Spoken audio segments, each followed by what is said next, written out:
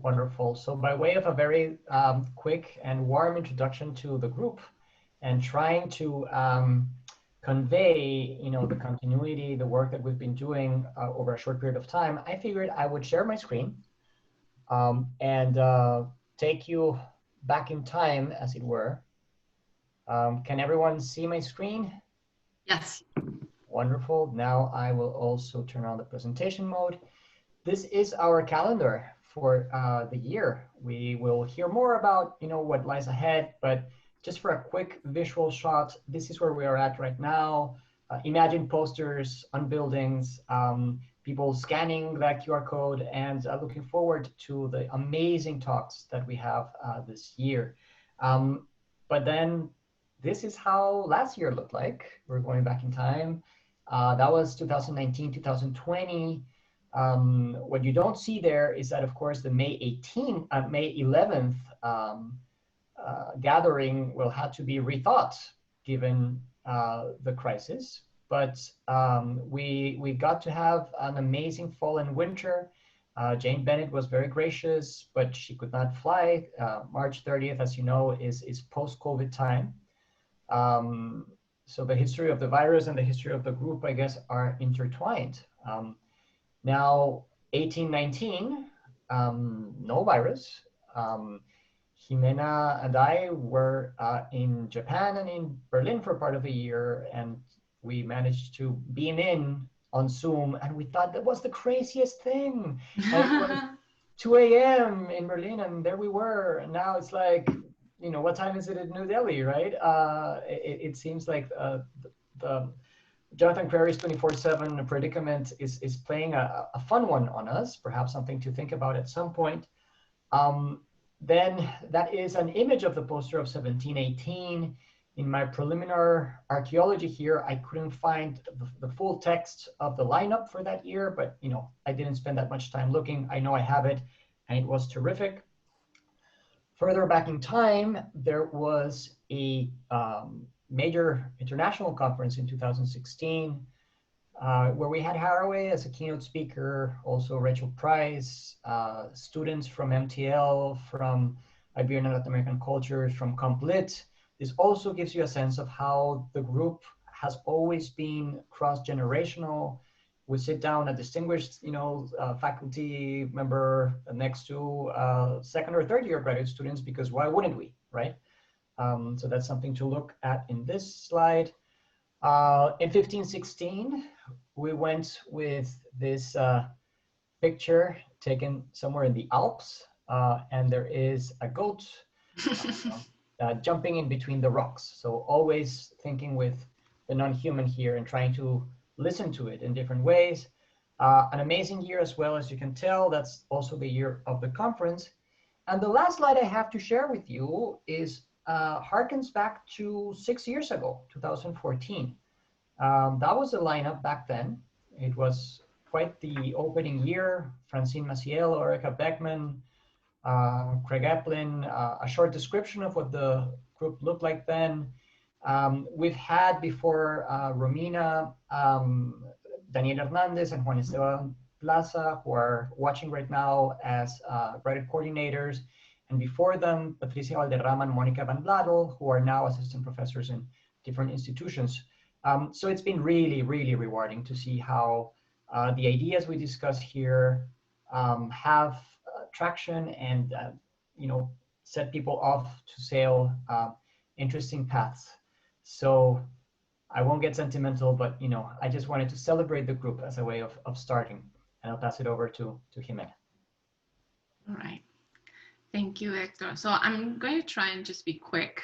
I'm going to say that for those of you who are at Materia for the first time, the way we work is normally we have this format where the presenters present back to back, and then we open to Q&A after. So we have questions for both guest speakers. This time, we're going to ask you to please use the chat box to send us your questions. If we can, we'll let you unmute yourself but we'll have to see how that would work in terms of the technology. But at least we do know that we can get your questions, and we're so much looking forward to them. We can get your questions through the chat box. So thank you very much for doing that. As a very brief introduction, today we have Colin Drumm, and we're happy to have him zoom in from New Mexico.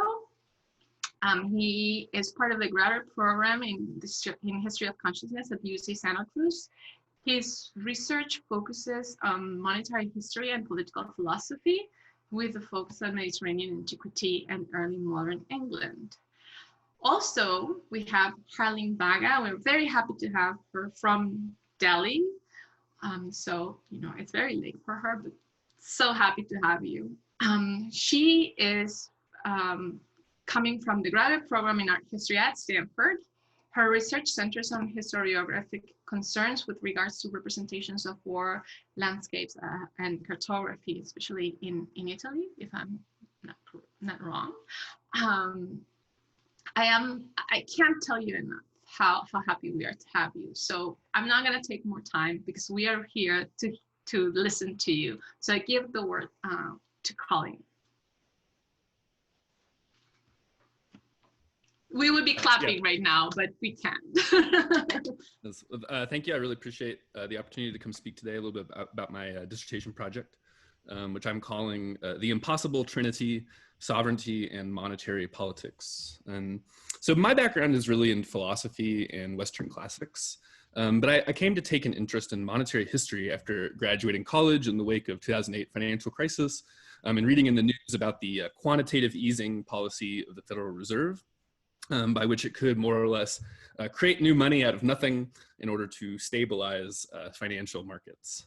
This was curious to me because, of course, we're always being told by politicians and the media that the government is running out of money, that fighting climate change might cost too much, and so on.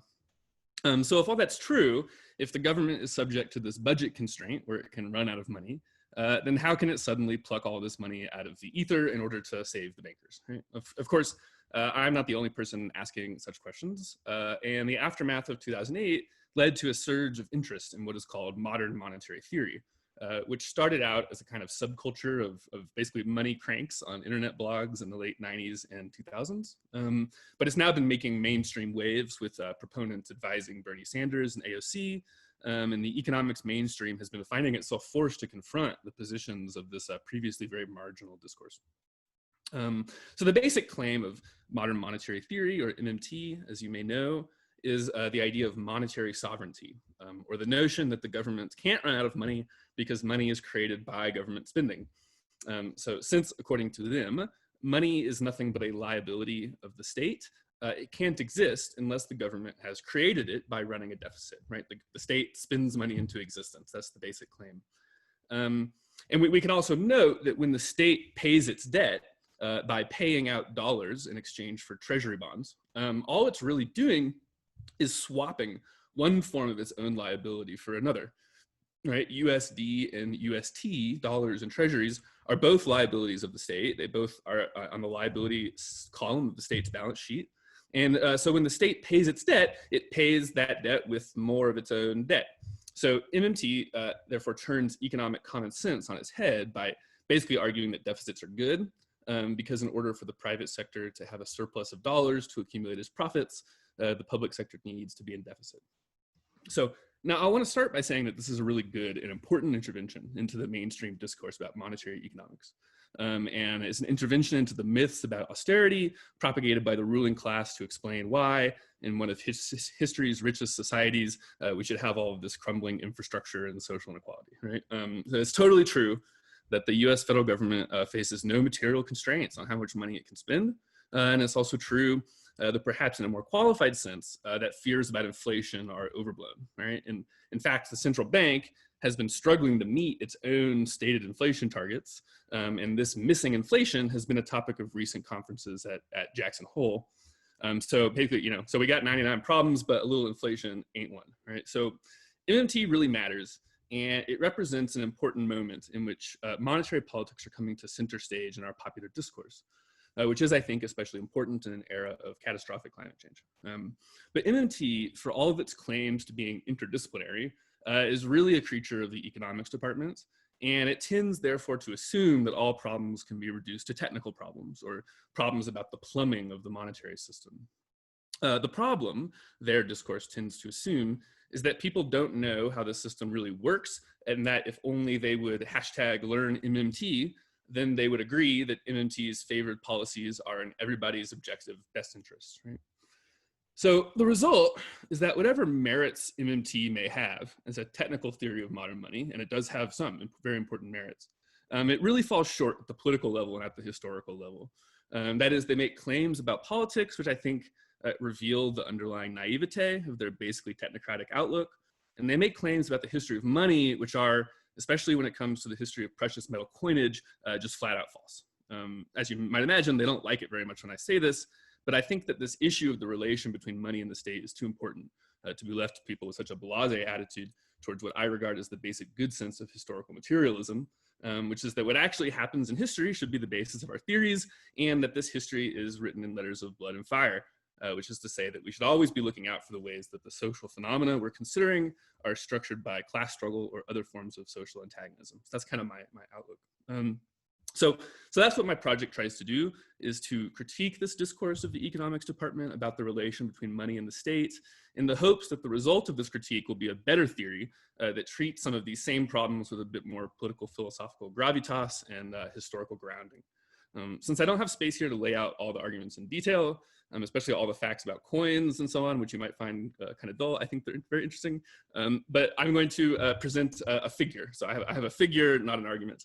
And this is the figure of what I call sovereign servility, or the figure of a sovereign whose sovereignty is paradoxically mobilized in the service of his own unfreedom and self-destruction, which I argue we can find everywhere in the tradition of tragic drama, from Sophocles' Oedipus onwards, right? So the figure of Oedipus ripping out his own eyes, the figure of Shakespeare's Richard II divesting himself one by one of the symbols of his power, these are all the figures of sovereign servility.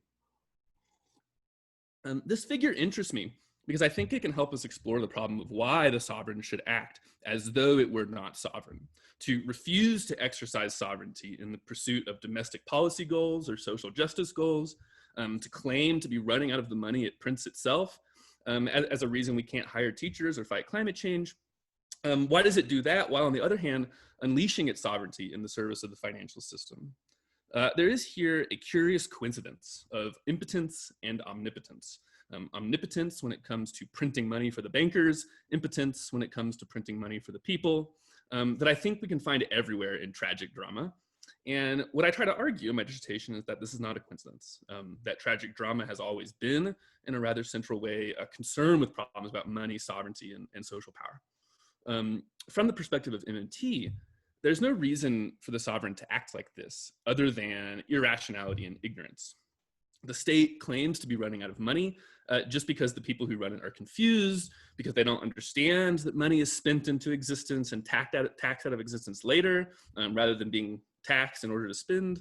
What I suggest, in contrast to this notion of the constraint as false consciousness or confusion, is that this phenomenon of sovereign servility is not the result of mere ignorance, but the outcome of a constitutional struggle that took place more or less over the English 17th century, from the accession of James Stuart in 1603 through the Civil War to the so-called Glorious Revolution of 1688 and the founding of the Bank of England in 1694.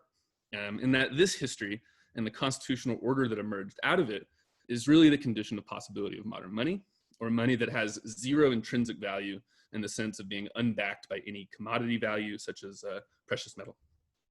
What I'm arguing, in other words, is that what MMT takes as an anomaly in the system of modern money, that the sovereign should subject itself to self-imposed and somewhat arbitrary budget constraints, is not an anomaly at all, but rather the system's condition of possibility. It's not that the sovereign constrains itself irrationally, despite the fact that money is just paper and therefore not, from the state's perspective, scarce, but rather that the money became worthless paper only because the sovereign was forced to act this way. It's not a coincidence that the English, the people who developed the constitutional basis for the modern monetary order, were also the people who charged their king with treason and chopped his head off. So in locating the origins of modern money in 17th century English political history, I am disputing the historical narrative of the MMT school because they argue that money has basically always worked the way they say it does since the origin of written accounting in Bronze Age Mesopotamia. And they are especially at pains to deny that the study of numismatics, or the history of precious metal coinages, has anything to offer the theorist of money. According to their story, there really isn't anything that happens in monetary history except that people fail to understand MMT because they believe wrongly that money should be a commodity, or that taxing goes before spending, or whatever else. Money, according to them, has always been modern, and they view coins as just a kind of token money issued by a state that, for what are basically superstitious or deluded reasons, decides to make tokens out of gold and silver. In doing so, they take for granted the fact that the state has a budget deficit, that it is spending more than it is receiving in taxes, because this is where they think money comes from. Money is spent into existence by the state, which means that the state's budget deficit is this originary fact that can be taken as a trans-historical theoretical given. By skipping over 2,000 years of monetary history, hopping directly from a Bronze Age palace to the Federal Reserve, MMT elides the actual history of the fiscal systems of medieval and modern European states. The deficit state in actual European history is not a theoretical given, but a historical development shaped in the cauldron of political violence. The first European monarch to run regular peacetime deficits, in fact, was James Stewart. And this was one of the major political issues of his reign, and was one of the tensions that eventually produced the Civil War.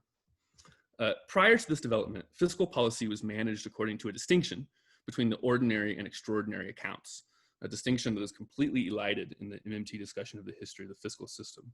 This distinction basically corresponded to that between peace and war, and it split the balance sheet of the state into two halves, one in surplus and the other in deficit.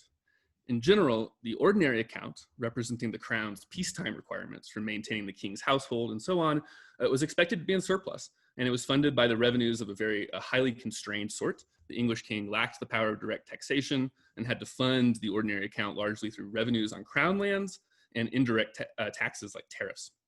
By contrast, deficit spending on the extraordinary account for purposes of war had to be funded either by parliamentary subsidies or short-term borrowing. In fact, it is notable that the state in this period lacked access to long-term credit. State could not borrow at terms longer than a year.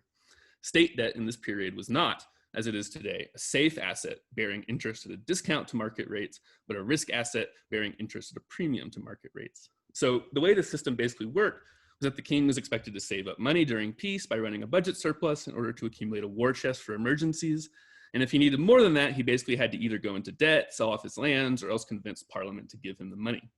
So I hope you can see here that in the MMT story, they are assuming away the problem of the term structure and the risk profile of the state's fiscal deficit. The state deficit was then not, as it is today, the realm of long-term safety, but rather that of short-term risk. It was this situation that was transformed over the course of the English 17th century, at the very beginning of which Shakespeare had his career, and I argue it was wrapped up in a constitutional struggle that had the result of making sovereignty servile, in the sense of constructing the sovereignty in such a way that its jurisdictional power over the monetary system was put at the service of the creditor class. And I think that Shakespeare sensed these developments, these tensions that were in the air already in late Elizabethan England, and he was working through them, especially in his tragedies and history plays. And in doing so, he was taking up a much older and deeper tradition of the problem of sovereignty that goes back to ancient Athens, which was at that time, and what is surely not a coincidence, perhaps the most highly monetized society in the world. So I'm going to wrap up just by trying to gesture briefly at how you can see all these problems at play in these two scenes of Richard II that I passed around, Act 1, Scene 4, and Act 2, Scene 1. And if you go read the rest of the play, I think you'll see it everywhere. So in 1-4, we see Richard preparing to mount a military expedition in Ireland for which he is short on funds. To remedy this, Richard proclaims, "We are enforced to farm our royal realm, the revenue whereof shall furnish us for our affairs in hand. If that come short, our substitutes at home shall have blank charters, whereto, when they shall know what men are rich, they shall subscribe them for large sums of gold and send them after to supply our wants." Richard, in other words, has resorted to measures of unconventional policy. First, he has farmed his crown lands, which means basically that he has sold off their future revenues to some of his cronies in return for money up front, and he's issued blank checks on taxation. It's for these sins that John of Gaunt excoriates him on his deathbed at 2-1. Before the king enters, Gaunt complains that his rash, fierce blaze of riots cannot last, for violent fires soon burn themselves. Small showers last longer, but sudden storms are short. He tires betimes that spurs too fast betimes. With eager feeding food doth choke the feeder, light vanity, insatiate cormorant, consuming means, soon preys upon itself. Gaunt's complaint here is that the king, by farming out his lands, is undermining the stability of the sovereignty by consuming the principle on which its power is based.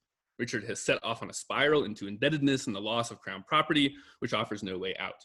Every bit of future revenue Richard surrenders to pay his debt will now just make the deficit bigger in the future. The result is that, as Gaunt says, this land of such dear souls, this dear, dear land, dear for her reputation throughout the world, is now leased out. I die pronouncing it, like to a tenement or pelting farm. England, bound in with the triumphant sea whose rocky shore beats back the envious siege of watery Neptune, is now bound in with shame, with inky blots and rotten parchment bonds. That England that was wont to conquer others hath made a shameful conquest of herself.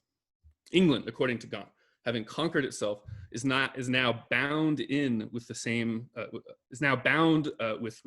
shame of rotting parchment bonds. The bond here, of course, has a double meaning, both the financial instruments and the chains of enslavement.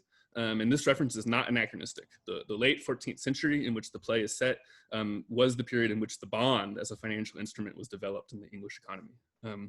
And nor are his predictions in vain. As you know, if you're familiar with the play, Richard's descent into deficit finance is the motivation behind his exile of Gaunt's heir, Henry Bolingbroke, and the seizure of his inheritance. So, all right, so I just want to close with this speech of Gaunt's, which I think most directly encapsulates this notion of sovereign servility I've been trying to describe for you. This is the speech in which he accuses Richard of being not a king at all, but a landlord. And like, what could be worse than that? A landlord. Now he that made me, says Gaunt, knows I see thee ill, ill in myself to see, and in thee seeing ill. Thy deathbed is no lesser than thy land, wherein thou liest in reputation sick, and thou, too careless patient as thou art, committest thy anointed body to the cure of those physicians that first wounded thee. 1,000 flatterers sit within thy crown, whose compass is no bigger than thy head, and yet encaged in so small a verge, the waste is no whit lesser than thy land.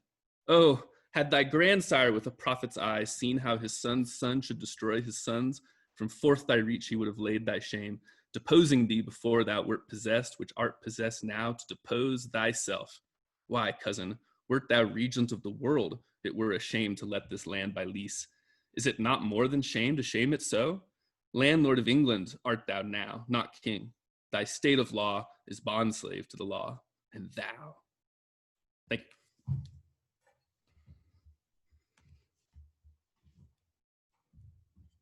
Thank you so much, Colin. Harleen, you're next.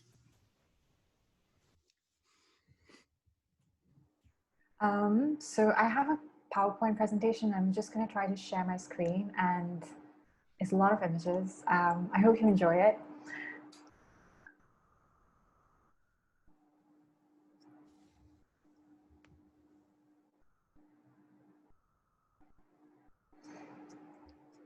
Can you see the screen? Yep.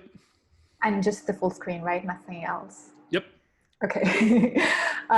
So this is a paper I wrote in my first quarter at Stanford last September. And I've been hearing about this topic on and off for a year now. And I really like it. It's also not my specialty. So I've been studying Italian art for a while. And these paintings are by this Flemish artist called Peter Snayers. And so I would appreciate any feedback you all have, and I will start now. Okay.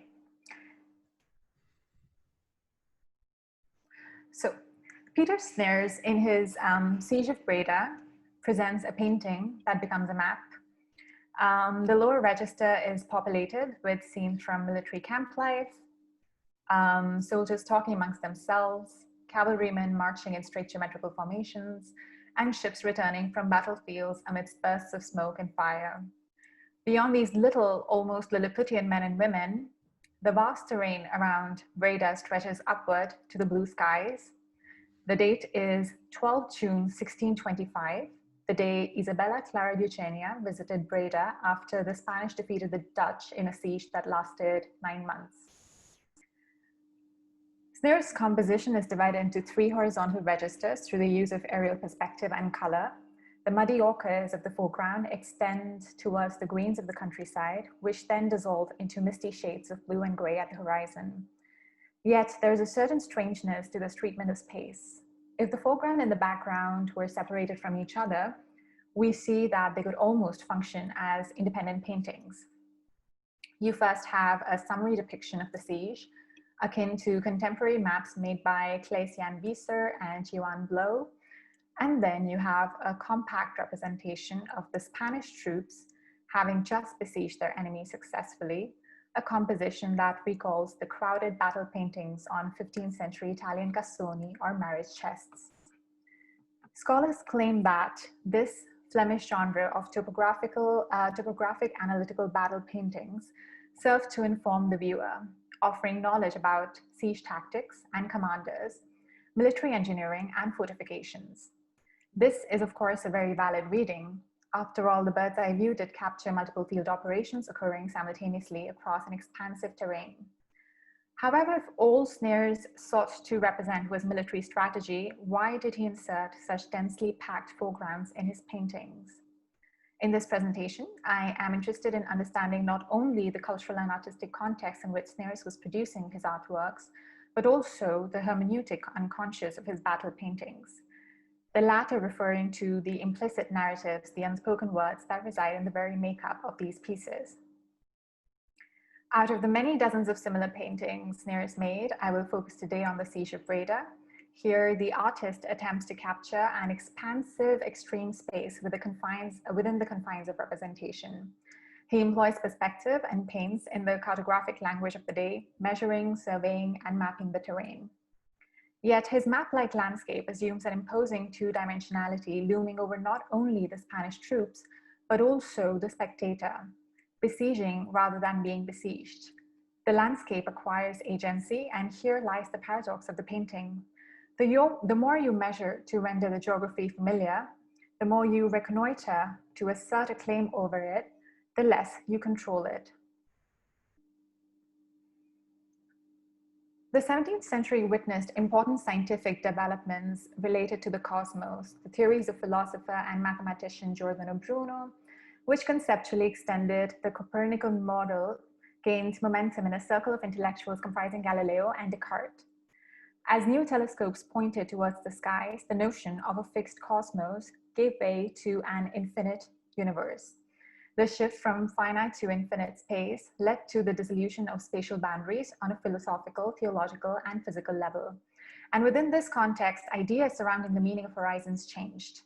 And this is where the reading that I sent around comes into place. So talking about the horizon and the different ways in which this signified in the 17th century. So the horizon had previously acted as a barrier. What lay beyond it was considered unknown and therefore frightening. And everything enclosed by it was understood to be familiar and comforting. We see such concerns taking the shape of hybrid monstrosities in the terra incognita on maps, uncharted lacunae that symbolize the place where one world ended and the other began.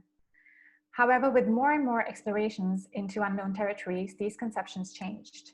Now, the horizon became a site of inquiry, instrumental in discovering not only the new world of the Americas, but also in more closely examining the old world.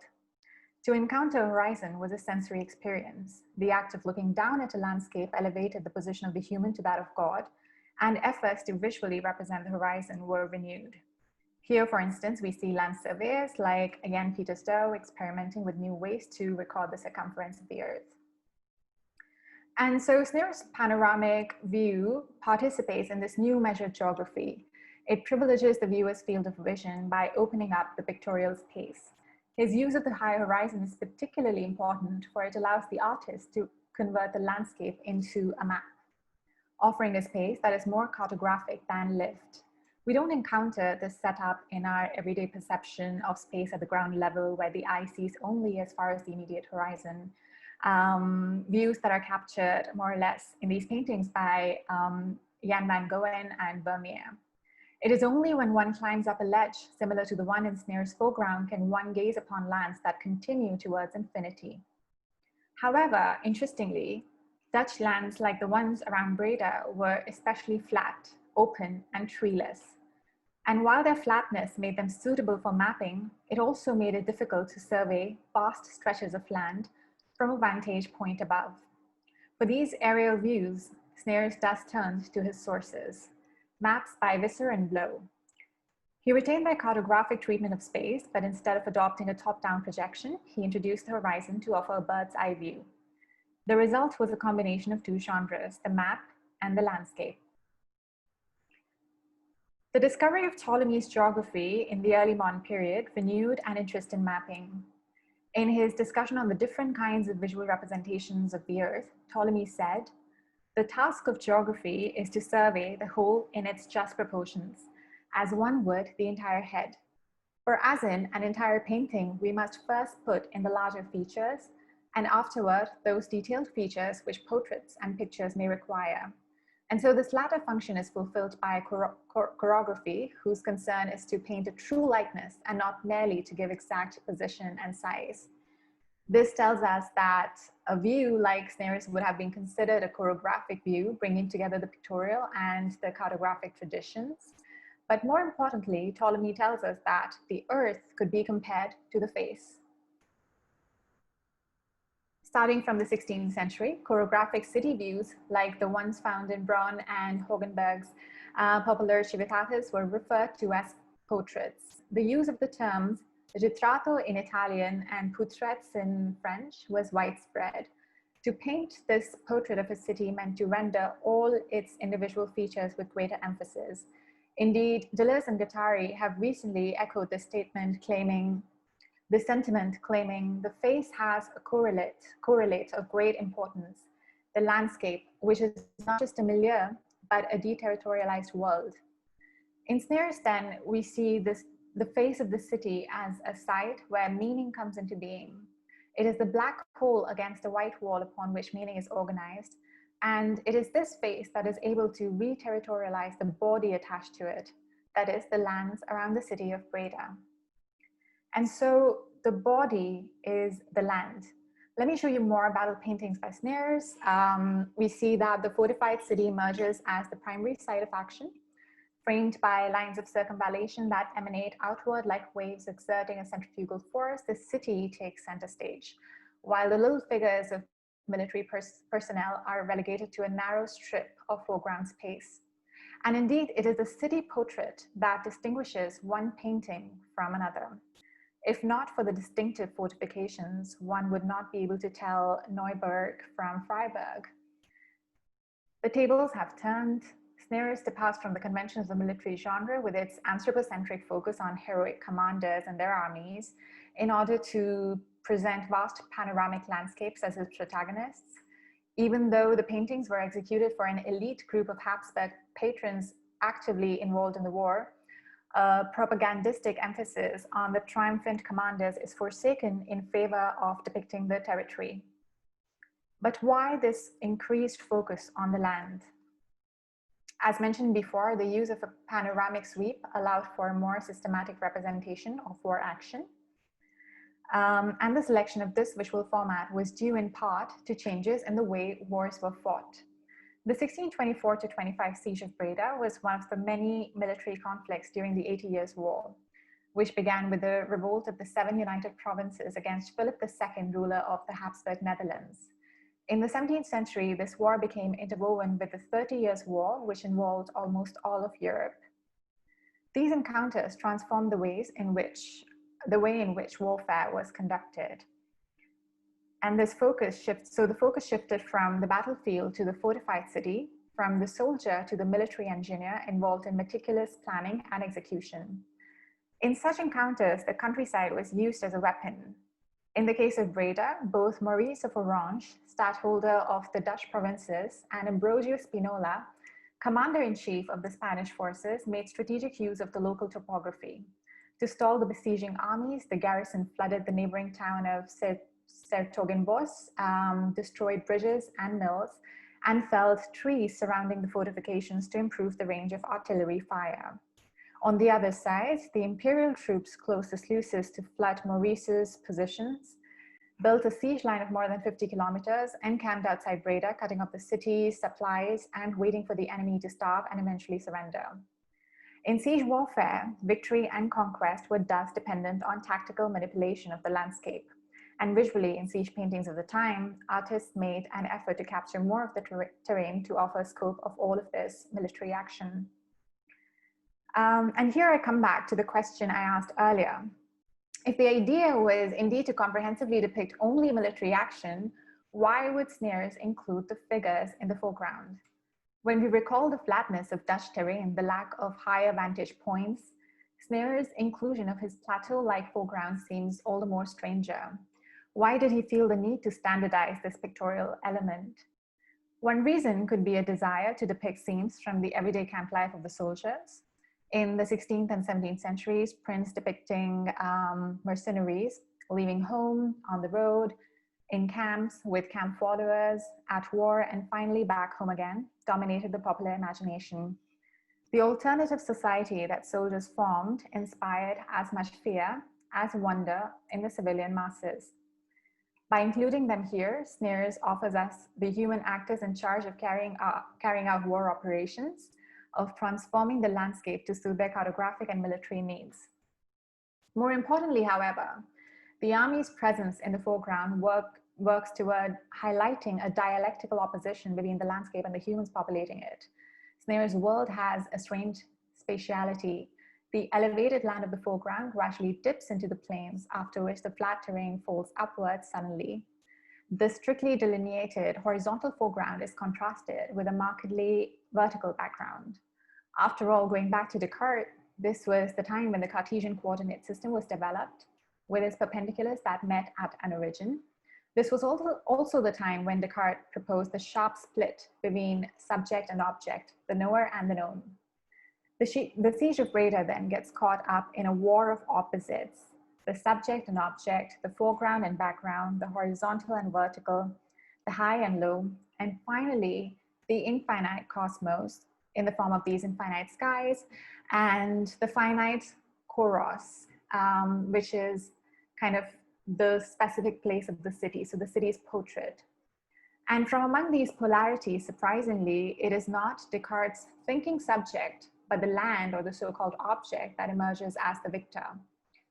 In John Donne's Ignatius's Conclave, first published in 1611, Loyola asks Copernicus, "Hath your raising up of the earth into heaven brought men to that confidence that they built new towers or threatened God again?" In the 17th century, blasphemous intellectual pride was considered to be one of the consequences of the new science, of the leap into the infinite cosmos. But this is not where it stopped. For a number of Snayers' contemporaries, like the Dutch lawyer Florentius Coenhovius, intellectual curiosity led to a withdrawal from the Bible, which ultimately brought ruin by religious discord. When Coenhovius published his emblem book in 1618, the 80 Years' War had been raging for several decades, and the 30 Years' War had only just begun.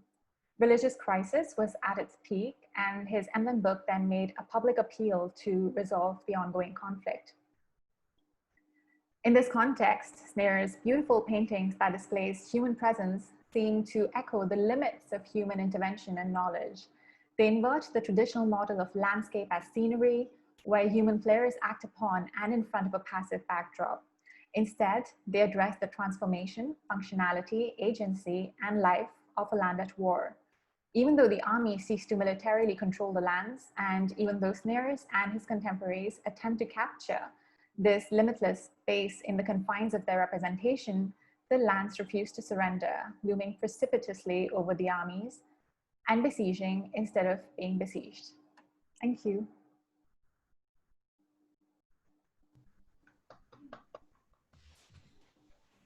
Thank you so much, Harleen.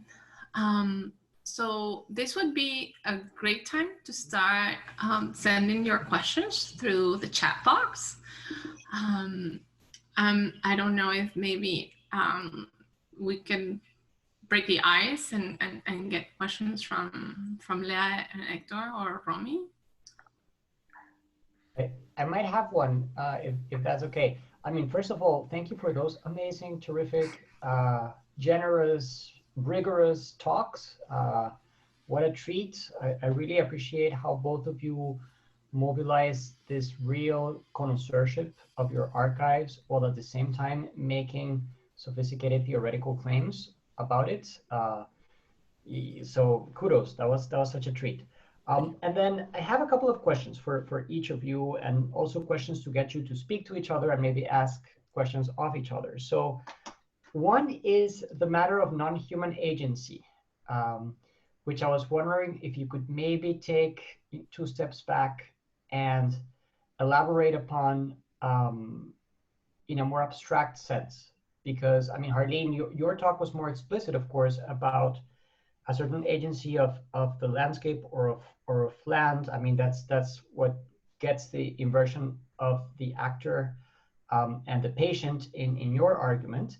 But Colin, also in yours, I mean, one could imagine that money resists that coins offer in their materiality a certain resistance to something like MNT. There's also the way that money indexes things in the world. And I wonder, if there's some agency there. So that's kind of like a big picture question for the both of you. Then I'm going to ask the devil's advocate questions for each of you. Someone has to, right? So for Harleen, I know some scholars work in this period, and I'm not an art historian. I really liked what I heard, but I can imagine, someone being like, but aren't you overthinking this? Isn't this ultimately about the aesthetic qualities of the works of art that you so eloquently describe, the kind of like deflationary counter-argument that you might actually have encountered already in your field, in your neck of the woods. So, let me ask that as a devil's advocate. I mean, are you overreading, okay, in these beautiful paintings?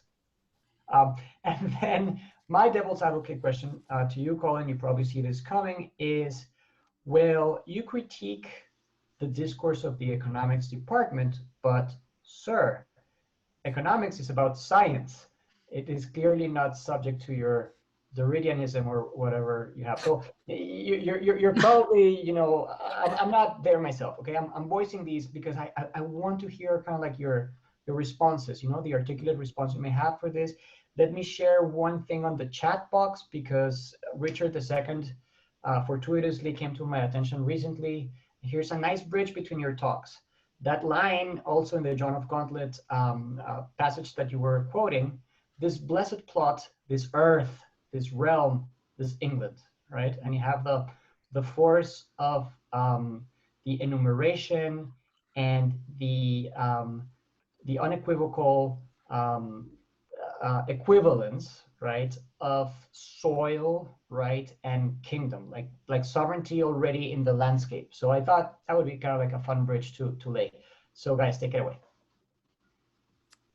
There's a lot there. Would you like to go first, or would you like me to go first? Oh, you can go first. Okay. Yeah, those. Let me start with the question about the non-human. I don't know that I'd go so far as to use the word agency. So I'll leave that on the table. But I definitely, yes, you're right, and you point to some things that I write about in my dissertation. There is a long tradition. It's a truism. It's a cliche. It's this thing that you learn on the first day of critical theory school, and you learn that money is really a social relation, right? Or it's not a thing, but a social relation, and it doesn't really matter whether you're a Marxist or MMT or whatever. Everybody kind of thinks this, and they assert it as a way to fight against like gold bugs, right? Like people who think that like money is like pure intrinsic value, and like anything else besides that is a scandal. But absolutely, the sort of my view is that money is the difference between those things. I mean, so this is so money is both at one. I mean, there is a materiality to money that resists the urge to turn it into just value, the things that MMT have to do or that Marx has to do in order to show that money is just a social relation and the materiality of it doesn't matter at all. They have to kind of twist themselves into knots in order to argue this. And sort of what I say in response to that is that it's really the difference that matters. And it's the difference between the nominal and the intrinsic, or the nominal value of money is sort of the legally or socially defined value of money, and the intrinsic value of money is being the metal content of the money. What really matters is the difference between those things. And if you don't see that, then you're missing the story. So that'd be my response to the non-human question. Mel, I'll let you go and then I'll answer. We have 2 questions each. So. Okay, so in terms of the non-human agency of the landscape, I think that's a very personal reading. So in all the scholarship that I've read on Peter Snayers, and I think he's one of the most underrated artists of the 17th century, his paintings are beautiful. And I think that's kind of what struck me first. They're paintings of war, and they're so beautiful when you see them from a distance, especially the aesthetic sort of overtakes any other reading that you might have of the painting. But so a lot of the scholarship focuses on Descartes and the expansion of the cosmos, and how people like Galileo and following from Giordano Bruno's theories, the sort of finite world is opening up, right? So there's people sort of discovering new lands and discovering the planets. And but I feel like when I see Snayers' painting, there's this sort of strangeness in them, in the sense that even though it's opening up towards the cosmos, the land, it sort of looms over you. And in that, and to be honest, so any other painting, so with the 80 Years' War, a lot of the other paintings that I saw, especially from the Dutch side, they're very different. They're very different pictorial format. And I thought this was unique to Snayers' take on the war. And I believe that this could say a little bit about this sort of dialectical relationship, right? So even if he's caught between this expansion of the cosmos, but also an emphasis on the local, so with the city portraits, he's caught between that, and that sort of inadvertently shows up in his painting. So that sort of tension between the local and the global, or the kouros and the cosmos, and that to me shows in the sort of area, in his sort of concern, in his take on these sort of vast lands. Thank you both. Let me interject something before the other round of answers. I'd be really curious to hear more about Spain here, and I see that Christian Soler has asked a question about a Spanish artist, because that was the preeminent European nation in these centuries, and they had an issue with land. So Harleen, when you say land looms over you, I mean, that was so much the case for the Spanish, it wasn't even funny. So much so that what you'd get in Weber and others is this critique, to use now Colin's formulation, on Spain for focusing too much in the intrinsic and not enough on the nominal. Okay, there was this mercantilism, this glee for gold and for possession that did not allow Spain, despite all of the spoils of war it took from the Americas, to join capitalism in the Northern European, fashion thereof. So interesting, right? When you throw Spain into this conversation, I wonder what else results. But Colin, you had something to say about my devil's advocate impersonation. Yeah, that's a short answer. The answer to the Spain question is very long. I'm so excited to talk about it. I hope we can. My short answer to the science question is that if the phenomenon that you're studying incorporates your theory of it into it itself and changes according to how you're thinking about it, then it's very hard to do science to the phenomenon. This argument is made by Donald McKenzie in An Engine, Not a Camera, where he talks about the sort of performativity of the options formula. I mean, so every time you make a theory of how the system works, you change how the system works. You might believe that you could arrive at a place where, Hegel hat, it's in itself what it is for itself, and there's no but I tend to think that there's no stable equilibrium solution for the system, and that any theory you make about how it works is going to change how it works, because the system is strategic actors trying to take advantage of each other. So that's my answer to why money is a historical topic and not a scientific topic.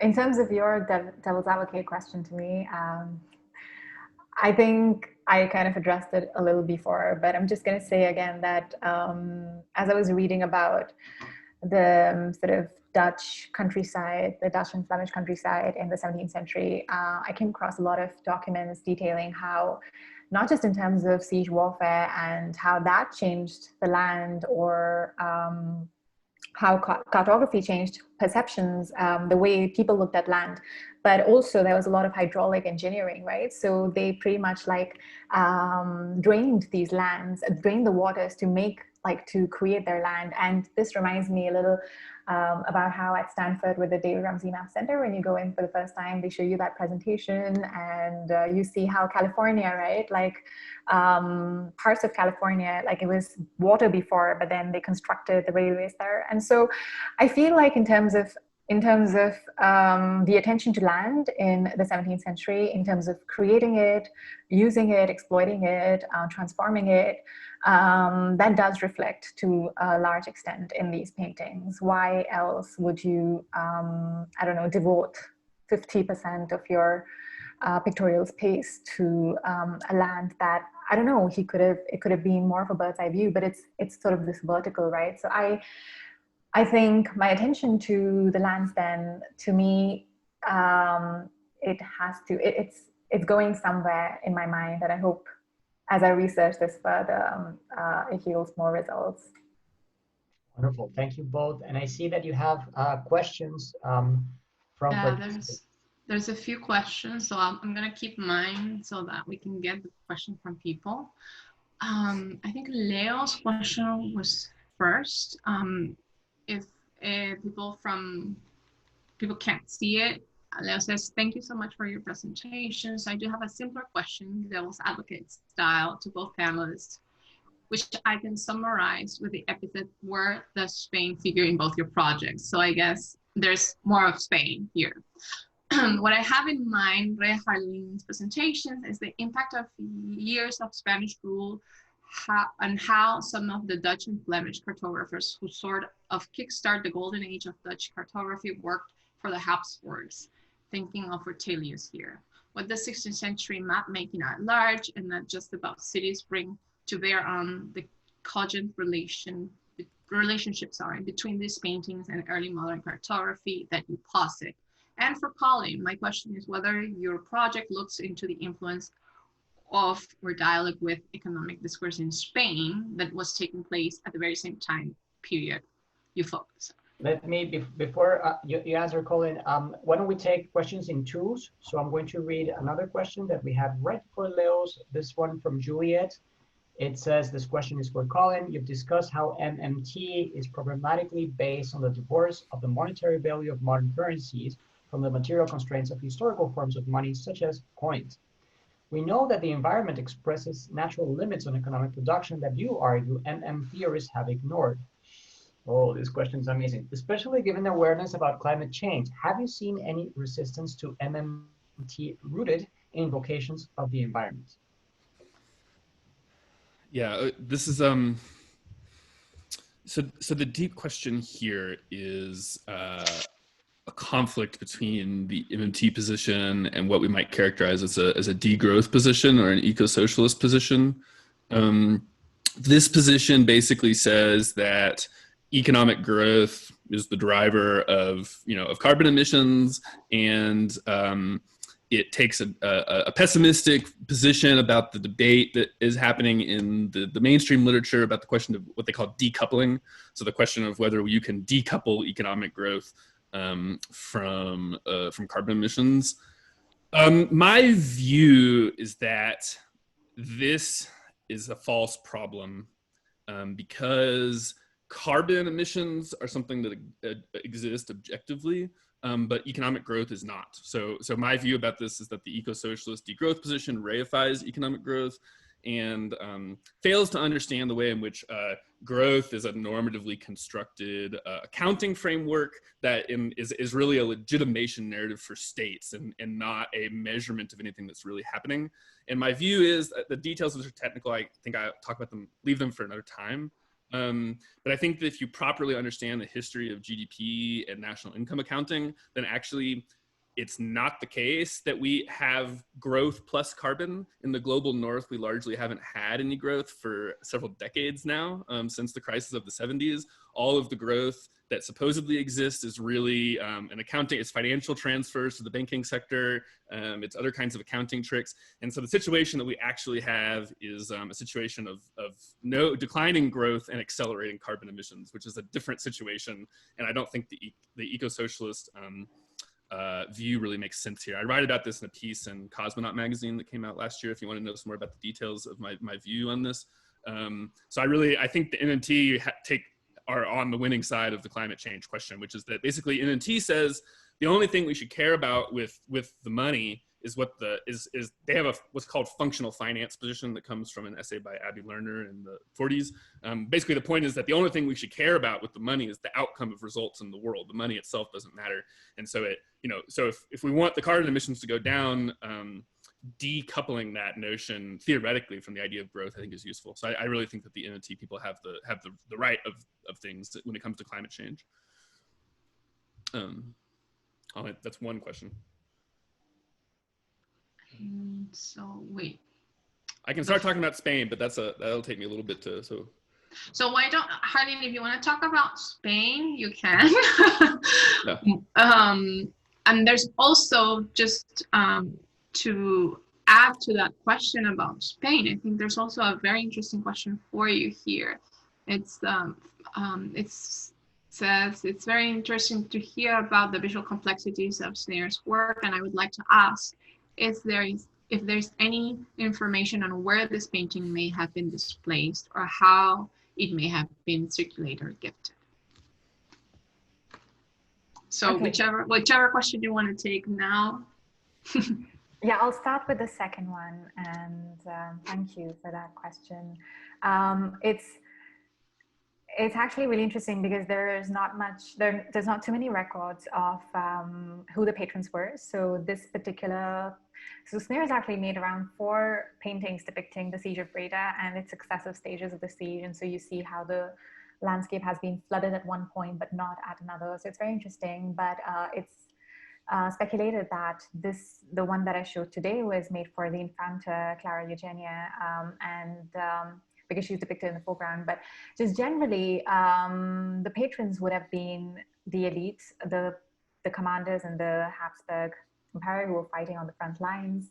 And in terms of the display, again, there's not much information. I did look it up, but I'm guessing, so usually because there is this interesting sort of, when you look at the paintings as a lay person, especially from the 21st century, I don't know how to distinguish one from the other. And that's what I was getting at as well, because it's just sort of, you see these city portraits and all of this sort of military action, but if I don't know how Freiburg looks like, I wouldn't know what's going on. But these people who were commissioning these paintings, and they might have displayed them in their sort of, they're not too big. So maybe in their offices or like in their residential areas. And so usually people who were informed about the war, who participated in it, who were familiar with the geography would have been interacting with them, right? So it's mostly in those kinds of elite places as opposed to sort of these paintings being exposed to the everyday. And in terms of their circulation, again, there's not much information, but Snayers painted so many. So there are around 50 paintings in the first 50 years of the 17th century.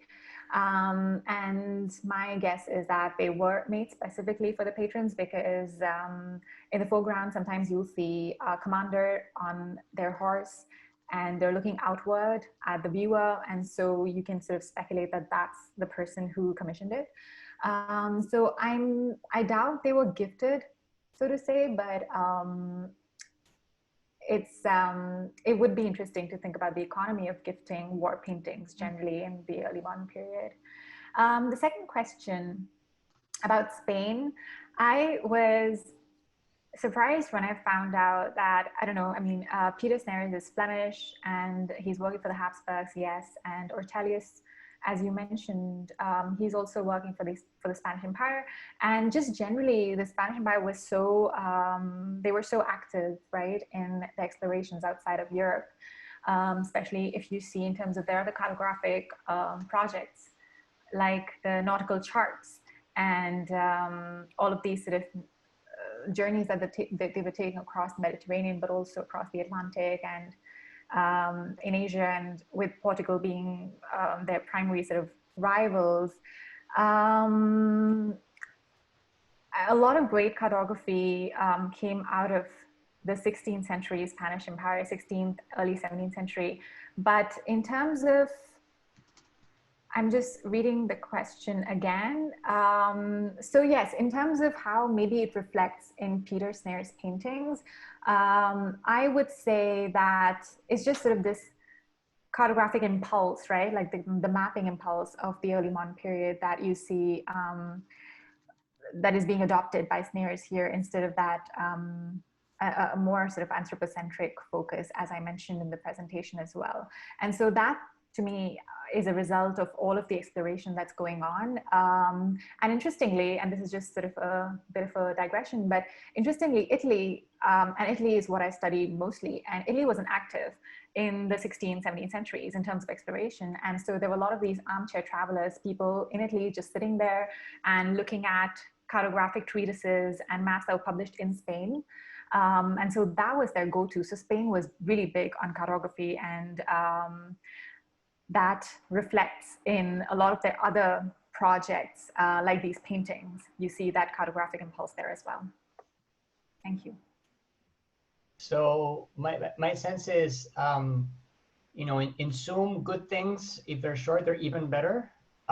So I want to create an opportunity for a last round of questions, and then ask individuals to follow up with our panelists later on. I think that Christian Soler should really get in touch with Harleen based on the back and forth there. And Colin, if you could get in touch with Leo Veloso in Complit, I think the two of you would really hit it off and talk, you know, shop. And we're happy to make those connections. I mean, that's a good reason why we're here. So any last round of questions or questions to each other, comments from anyone at all? You mean here or from? And anyone in the screen, off screen, on your phones, as you jog and walk your dogs, however the case may be. Maybe can I, before we, I'd like to gesture briefly at the Spain thing. I can't discuss, it's way too complicated, but the short answer is that there was a monetary crisis in the 1570s that was caused by the Spanish king. The book to read about this, and this is one of the most influential books on my thinking, which I think is really underread in the Anglophone money theory, is a book called Private Money and Public Currency, the 16th Century Challenge, by a group of French economists. Boyer Zambo et al. is the author. And this book is about that, the monetary crisis of the 1570s, which was essentially caused by the Genoese banking nation and Philip II colluding to hack the bills of exchange system that had previously been centered on Lyon, France, in order to fund the Spanish fiscal deficit. So they took a financial system that was created by merchant bankers for the purposes of international settlements, and they hacked it in order to fund the revolt against the Dutch. So this is where our topics converge. And the result of this was eventually they crashed the international monetary system in the 1570s, and that's part of the background story to the fiscal crisis of James that I was alluding to. And if you would like to talk more, I gave a seminar on this book at the New Center for Research and Practice last year. So there's 4 sessions and we read this book, and I'd love to talk about it more, but it gets way more complicated after that. Fantastic. Yeah, I'm glad, because also our theme is life and transmission, and there's a lot of transmissions between the two, cross infections, if we want to say that, between the two papers today, and especially with what you just mentioned, Colin. I want to read, before we leave, a couple of questions that we have. Alan writes, Thank you both for these wonderful presentations. I have a quick question for Colin. The expression printing money is commonly understood to be a metaphor. At the same time, the affective reaction that it produces seems to reveal an inherent belief in the materiality of the statement. So you think this blurring between metaphor, literal statement could be connected to the sovereign's impotence when it comes to increasing the money supply for ordinary people?